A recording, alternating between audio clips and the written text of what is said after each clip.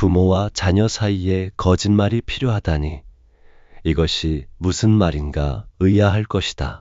하지만 다산정약용은 때로는 침묵이 진실보다 큰 사랑이 되고 때로는 숨김이 솔직함보다 더 깊은 배려가 된다고 했다. 오늘 말하고자 하는 5가지 거짓말은 사실 거짓말이 아니다. 그것은 부모가 자녀에게 줄 수 있는 가장 큰 선물이자 진정한 지혜의 표현이다. 생각해보라. 나이 들어 자녀를 만날 때마다 우리 마음은 얼마나 복잡한가. 말하고 싶은 것은 산더미 같고 걱정되는 일은 끝이 없으며 때로는 서운한 마음도 있고 또 때로는 미안한 마음도 든다. 하지만 그 모든 것을 다 드러내는 것이 과연 옳은 일일까? 정약용은 강진 유배지에서 자식들에게 편지를 쓰면서 깨달았다. 부모의 진정한 사랑은 때로는 말하지 않는 것에서, 때로는 감추는 것에서, 때로는 거짓으로 포장하는 것에서 시작된다는 사실을 말이다. 우리는 평생을 자녀를 위해 살아왔다. 그들이 배고프지 않게 하기 위해 밤새 일했고, 그들이 춥지 않게 하기 위해 내 몸을 아끼지 않았다. 그들의 꿈을 위해 내 꿈을 포기했고, 그들의 행복을 위해 내 행복을 뒤로 미뤘다. 그런데 이제 나이가 들어 정작 우리에게 필요한 것은 무엇인가? 자녀들의 걱정 어린 시선이 아니라 자녀들이 마음 편히 자신의 삶을 살아가는 모습이다. 정약용이 말했듯이 부모의 마지막 사랑은 자녀를 자유롭게 해주는 것이기 때문이다. 첫 번째로 속여야 할 것은 바로 당신의 건강 상태다. 자녀 앞에서는 반드시 나는 괜찮다, 건강하다고 말하라. 무릎이 아프고 허리가 쑤시고 밤마다 잠이 오지 않는다 해도 그저 괜찮다고 하라. 소화가 안 되고 혈압이 높고 당뇨 수치가 올라간다 해도 별일 아니다 라고 하라. 이것이 거짓말일까? 절대 아니다. 이것은 자녀를 향한 가장 깊은 배려다. 자세히 생각해보라. 당신이 아프다고 말하는 순간 자녀의 마음은 어떻게 될까? 멀리 떨어져 사는 자녀라면 밤잠을 설칠 것이고, 가까이 사는 자녀라면 자신의 일을 제쳐두고 달려올 것이다. 직장에서 중요한 회의가 있어도 마음이 부모에게 가 있을 것이고, 친구들과의 약속도 취소하고 병원에 함께 가자고 할 것이다. 그들에게는 그들만의 인생이 있고 그들만의 고민과 책임이 있다. 당신의 작은 아픔 때문에 그들의 하루가 무너지게 해서는 안 된다. 정약용을 보라. 그는 강진에서 18년간 유배 생활을 하면서도 자식들에게 보내는 편지에서는 늘 건강하다고 말했다. 실제로는 습한 날씨 때문에 관절이 아팠고 변변한 음식을 먹지 못해 몸이 쇠약해졌다. 추운 겨울 찬바람이 스며드는 초가집에서 떨며 지냈고, 여름에는 모기와 파리 때문에 제대로 잠을 이루지 못했다. 하지만 그는 자식들 앞에서만큼은 아버지는 건강하니 걱정하지 말라고 적었다. 그것이 아버지가 자식에게 줄 수 있는 마지막 선물이라고 여겼기 때문이다. 너희들이 아버지를 걱정하느라 자신의 학업과 일에 소홀해지는 것을 원하지 않는다. 아버지의 몸이 아프다는 소식 때문에 너희들의 마음이 어두워지는 것보다는 차라리 아버지가 혼자 참아내겠다라고 정약용은 일기에 적었다. 이것이 진정한 부모의 마음이다. 물론 정말 위급한 상황이라면 말해야 한다. 수술이 필요하거나 생명이 위험한 상황이라면 당연히 알려야 한다. 하지만 일상의 작은 불편함들, 나이 들면서 자연스럽게 생기는 크고 작은 아픔들은 혼자서 감당하라. 그것이 부모의 마지막 의무다. 자녀가 어머니, 아버지, 어디 아픈 곳은 없으세요? 라고 물으면 환하게 웃으며 아무렇지도 않다. 나이 든 사람이 어디 한두 군데 안 아픈 곳이 있겠느냐만 별일 아니다 라고 대답하라. 그 순간 당신의 거짓말은 자녀의 마음을 편안하게 하는 가장 아름다운 진실이 된다. 두 번째로 속여야 할 것은 경제적 어려움이다. 설사 통장 잔고가 바닥을 드러내고 매달 생활비가 부족하다 해도 자녀 앞에서는 돈은 충분하다. 걱정하지 말라고 하라. 연금이 적어서 쪼들리고 의료비가 부담스럽고 물가가 올라서 힘들다 해도 나는 충분히 가지고 있다고 말하라. 이것 역시 거짓말이 아니다. 자녀를 향한 부모의 마지막 자존심이자 배려다. 현실을 직시하라. 자녀들은 이미 자신들의 경제적 부담을 안고 살아간다. 집값은 하늘 높은 줄 모르고 치솟고 아이들 교육비는 감당하기 어려울 정도로 많이 든다. 직장에서는 구조조정 바람이 불고 물가는 매년 오르는데 월급은 그대로다. 그런 그들에게 부모의 경제적 어려움까지 떠안기게 해서는 안 된다. 그들이 부모님께 용돈을 드리고 싶어도 그럴 여유가 없다는 것을 알면서도 부모는 나는 충분하다고 말해야 한다. 정약용의 유배지 생활을 떠올려 보라. 그는 극도로 가난한 생활을 했다. 관리의 녹봉도 끊어졌고 집안의 재산도 압류당했다. 때로는 끼니를 거르기도 했고 겨울에 입을 옷이 없어 추위에 떨기도 했다. 책을 사고 싶어도 돈이 없어서 빌려서 베껴 쓰기도 했고 등불 기름이 없어서 달빛 아래에서 글을 쓰기도 했다. 하지만 그는 자식들에게 보내는 편지에서 결코 돈이 없다고 말하지 않았다. 오히려 아버지는 검소하게 살고 있으니 너희들이 걱정할 일은 아니다. 유배지에서도 필요한 것은 다 구할 수 있으니 염려하지 말라고 적었다. 자식들이 아버지의 경제적 어려움을 안다면 그들은 자신들의 꿈을 포기하고 아버지를 도우려 할 것이다. 하지만 그것은 아버지가 원하는 바가 아니다. 아버지는 자식들이 각자의 길에서 최선을 다하며 살아가기를 바란다고 정약용은 일기에 써놨다. 부모가 경제적으로 어렵다는 것을 알면 자식들이 마음 편히 자신의 삶을 살아갈 수 없다는 것을 알았기 때문이다. 물론 정말 급한 상황이라면 도움을 요청해야 한다. 병원비가 급하게 필요하거나 생활이 불가능할 정도라면 당연히 말해야 한다. 하지만 일상적인 경제적 팍팍함은 혼자서 감당하라. 외식 한 번 덜 하고 옷 한 벌 덜 사고 여행 한 번 포기하면서라도 자녀들에게는 나는 괜찮다고 말하라.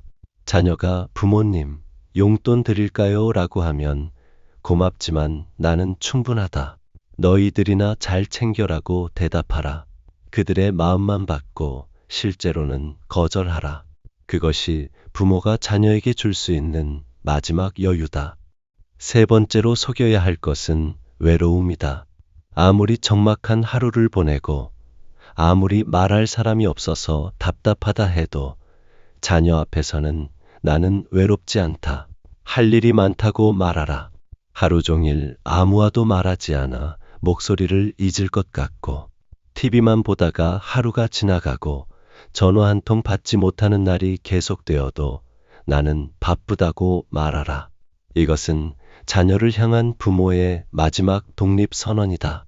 솔직히 인정하라. 노년의 외로움은 숨길 수 없는 현실이다.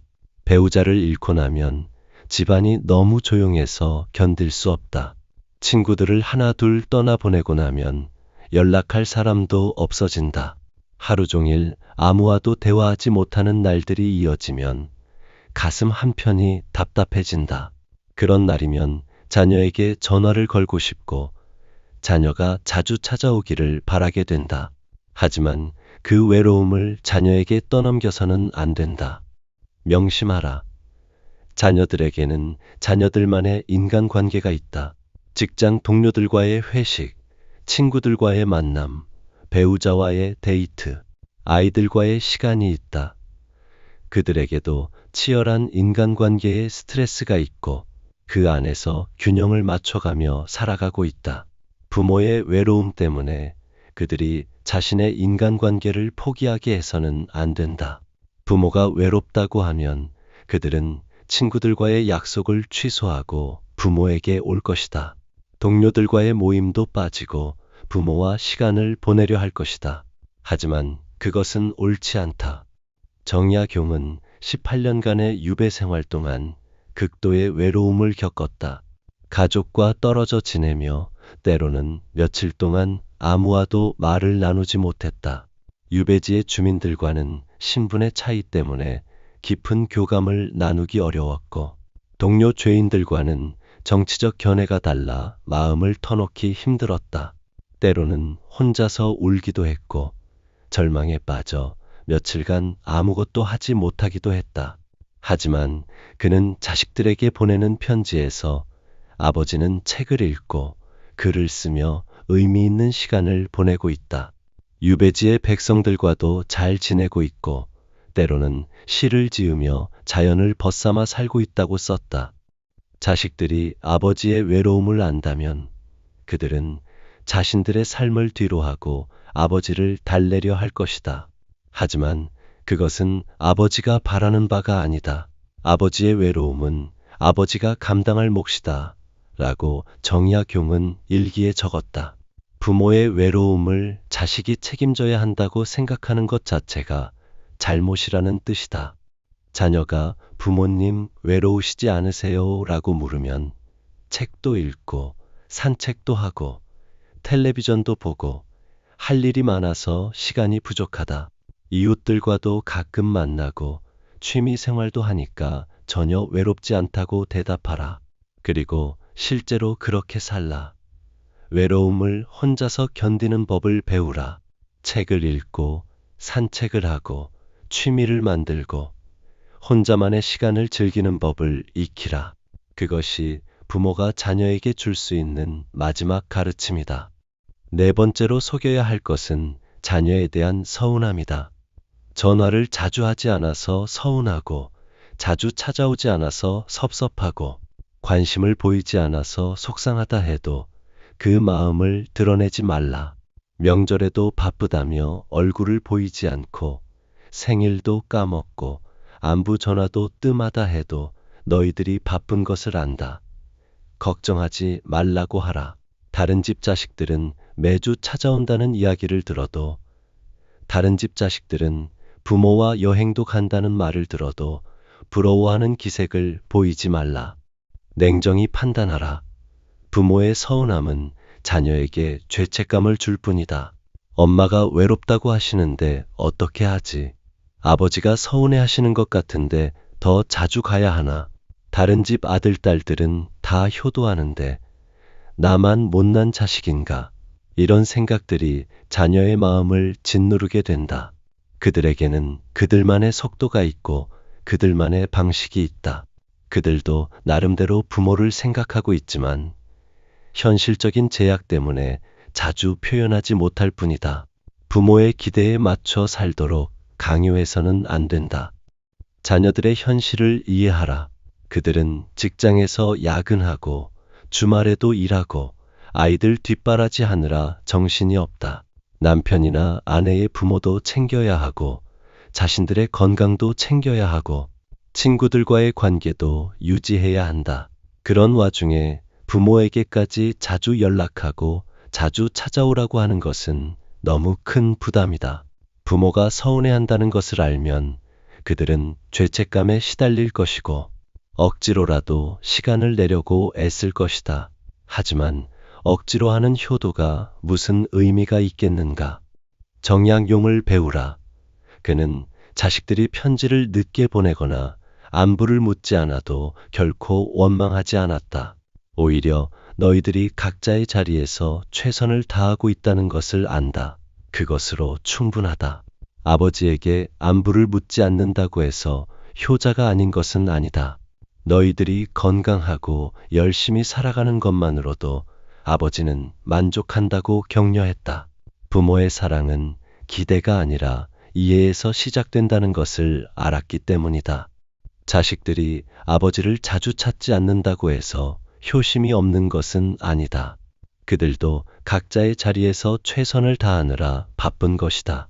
아버지는 그들이 걱정 없이 자신들의 길을 걸어가기를 바란다고 정약용은 일기에 썼다. 이것이 진정한 부모의 마음이다. 자녀가 오랫동안 연락하지 않아도, 자주 찾아오지 않아도 괜찮다. 바쁜 것을 안다. 건강하기만 하면 된다고 말하라. 그리고 그들이 찾아왔을 때는 기쁜 마음으로 맞이하되 왜 늦었는지 따지지 말라. 왜 이제 왔느냐? 다른 집 자식들은 매주 온다. 전화 한 통 하기가 그렇게 어려우냐? 이런 말은 절대 하지 말라. 대신 잘 왔다. 바쁜데 고생했다고 말하라. 그것이 부모가 자녀에게 줄 수 있는 가장 큰 자유다. 다섯 번째로 속여야 할 것은 죽음에 대한 두려움이다. 아무리 죽음이 가까워 오는 것이 느껴지고 아무리 무섭고 불안하다 해도 자녀 앞에서는 나는 두렵지 않다. 평안하다고 말하라. 밤에 잠들기 전 내일 아침에 일어날 수 있을까 하는 생각이 들어도, 병원에서 검사를 받을 때마다 나쁜 결과가 나올까봐 떨려도 나는 죽음을 준비하고 있고 두렵지 않다고 말하라. 이것은 부모가 자녀에게 줄 수 있는 마지막 용기다. 사실을 받아들이라. 죽음은 누구에게나 두려운 것이다. 나이가 들수록 그 두려움은 더욱 커진다. 주변의 친구들이 하나 둘 세상을 떠나는 것을 보면서 다음은 내 차례인가 하는 생각이 든다. 몸에 여기저기가 아프기 시작하면 혹시 큰 병은 아닐까 하는 불안감이 든다. 하지만 그 두려움을 자녀에게 떠넘겨서는 안 된다. 부모의 죽음에 대한 두려움을 들은 자녀는 어떤 기분일까? 그들은 어떻게 해야 할지 몰라 할 것이고 자신들이 무력하다는 것을 느끼며 절망할 것이다. 자녀들도 부모의 죽음에 대해 생각한다. 하지만 그것을 받아들이기까지는 시간이 필요하다. 부모가 죽음을 두려워한다는 말을 들으면 그들은 혼란스러워한다. 부모님을 어떻게 위로해 드려야 할까? 우리가 뭘 해드려야 할까? 부모님이 돌아가시면 어떻게 하지? 이런 생각들로 가득 찰 것이다.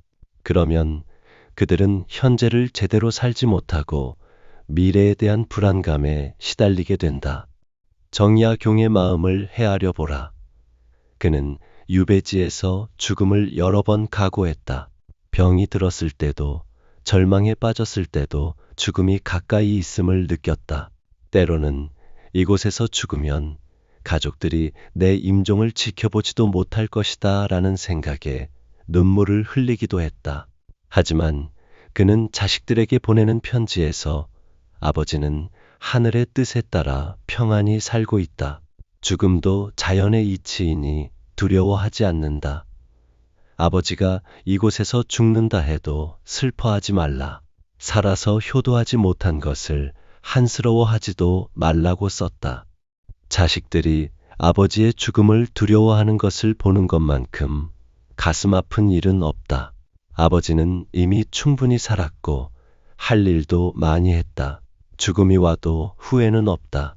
다만 자식들이 아버지의 죽음 때문에 괴로워하지 않기를 바란다고 정약용은 일기에 적었다.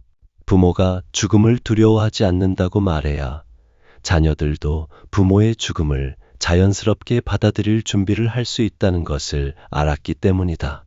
자녀가 부모님 무서우시지 않으세요? 라고 물으면 살아온 세월이 충분했고 할 일도 다 했으니 무섭지 않다. 너희들을 잘 키웠고 좋은 추억도 많이 만들었다. 죽음은 자연스러운 것이니 받아들일 준비가 되어 있다고 대답하라. 그리고 실제로 그런 마음을 가지도록 노력하라. 죽음을 두려워하지 않는 부모의 모습이 자녀에게는 가장 큰 가르침이 된다. 이제 깨달았을 것이다. 이 5가지 거짓말은 사실 거짓말이 아니다. 이것은 부모가 자녀에게 줄 수 있는 가장 큰 선물이다. 건강하다고 말함으로써 자녀를 걱정에서 해방시키고, 경제적으로 충분하다고 말함으로써 자녀를 부담에서 자유롭게 하고, 외롭지 않다고 말함으로써 자녀를 죄책감에서 벗어나게 하고, 서운하지 않다고 말함으로써 자녀를 압박에서 해방시키고, 두렵지 않다고 말함으로써 자녀를 절망에서 구원하는 것이다. 정약용의 말을 마음에 새겨라. 진정한 부모의 사랑은 자녀를 위해 무엇을 해주는 것이 아니라 자녀를 위해 무엇을 참아내는 것이다 라고 했다. 부모의 아픔을 참아내고, 부모의 어려움을 참아내고, 부모의 외로움을 참아내고, 부모의 서운함을 참아내고, 부모의 두려움을 참아내는 것이 진정한 부모의 사랑이다. 우리는 지금까지 자녀들을 위해 모든 것을 희생해왔다. 그들이 태어났을 때부터 지금까지 우리의 모든 것을 그들에게 주었다. 이제 마지막으로 줄 수 있는 것은 무엇인가? 바로 그들을 걱정해서 자유롭게 해주는 것이다. 그들이 부모 때문에 자신의 삶을 포기하지 않도록 해주는 것이다. 그들이 마음 편히 자신의 길을 걸어갈 수 있도록 해주는 것이다. 물론 이것이 쉬운 일은 아니다.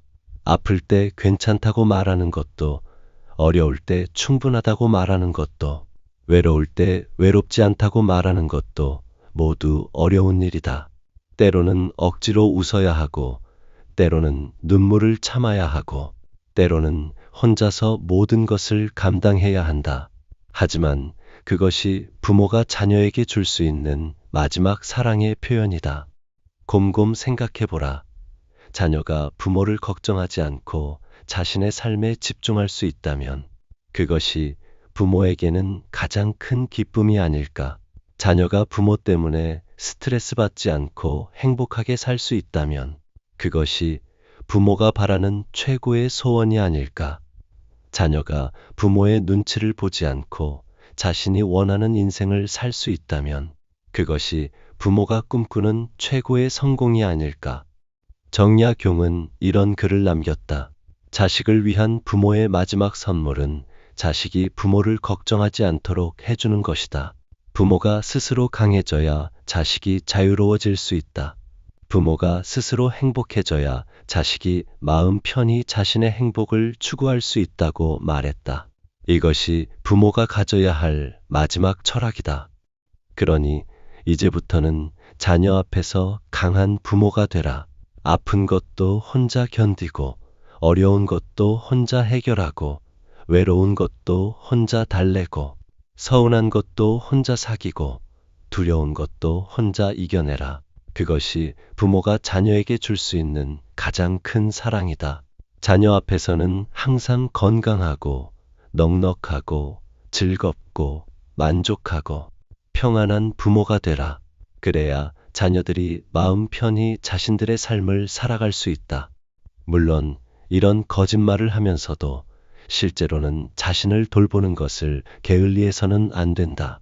건강 관리도 해야 하고, 경제적 계획도 세워야 하고, 외로움을 달랠 방법도 찾아야 한다.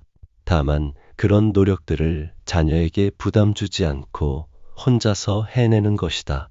정약용이 유배지에서도 꾸준히 학문에 정진하고 건강을 돌보고 미래를 계획했던 것처럼 우리도 자녀에게는 걱정 끼치지 않으면서도 스스로는 최선을 다해 살아가야 한다. 마지막으로 깊이 기억하라. 이 5가지 거짓말은 자녀를 속이는 것이 아니라 자녀를 자유롭게 하는 것이다. 자녀에게 짐을 지우는 것이 아니라 짐을 덜어주는 것이다. 자녀를 걱정시키는 것이 아니라 안심시키는 것이다. 자녀를 부담스럽게 하는 것이 아니라 편안하게 해주는 것이다. 그리고 언젠가 자녀들이 부모가 된다면 그들도 이 5가지 거짓말의 의미를 깨닫게 될 것이다. 그때 그들은 부모의 마음을 이해하고 부모의 사랑이 얼마나 깊었는지 알게 될 것이다. 그들도 자신의 자녀 앞에서 같은 거짓말을 하게 될 것이고 그때서야 부모의 진정한 사랑이 무엇인지 깨닫게 될 것이다. 정약용은 말했다. 사랑은 때로는 말하는 것이 아니라 말하지 않는 것이고, 때로는 보여주는 것이 아니라 숨기는 것이며, 때로는 진실을 말하는 것이 아니라 거짓을 말하는 것이다. 하지만 그 거짓 속에 담긴 진정한 마음을 아는 사람은 그리 많지 않다라고 했다. 이 지혜로운 거짓말들이 당신과 자녀 사이에 더 깊은 사랑과 이해를 만들어 가기를 바란다. 당신의 침묵이 자녀에게는 가장 큰 선물이 되고, 당신의 거짓말이 자녀에게는 가장 아름다운 진실이 되기를 바란다. 그리고 그것이 당신이 자녀에게 줄 수 있는 마지막이자 가장 큰 사랑의 표현이 되기를 바란다. 오늘의 이야기는 여기까지입니다. 끝까지 시청해주신 여러분, 진심으로 감사합니다. 저희 정약용 인생조언은 앞으로도 당신의 삶에 빛이 되는 소중한 한마디를 전해드리겠습니다. 구독과 좋아요로 마음을 나누